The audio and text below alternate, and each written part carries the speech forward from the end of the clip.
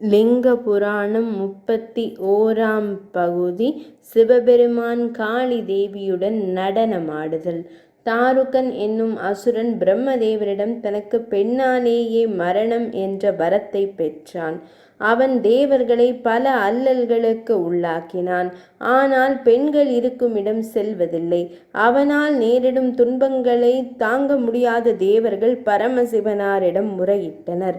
அப்போது ஈசனார் தாருகனுக்கு ஒரு பெண்ணாலேயே மரணம் என்பதால் தேவியை பிரார்த்திக்குமாறு அறிவுரை கூறினார்.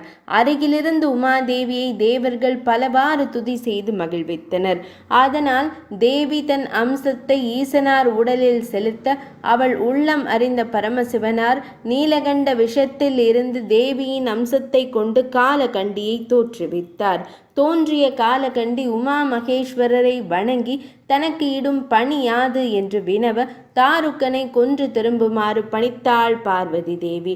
உக்கிரமான காலகண்டி ஈசனாரை தியானித்து பூத பிரேத பிசாசுகளை பயங்கர ஆயுதங்களுடன் தோற்றுவித்து அவர்கள் பின்தொடர தாருக்கன் இருக்கும் இடத்தை அடைந்து அவனுடன் போரிட்டு அவனை கொன்றாள் தேவி.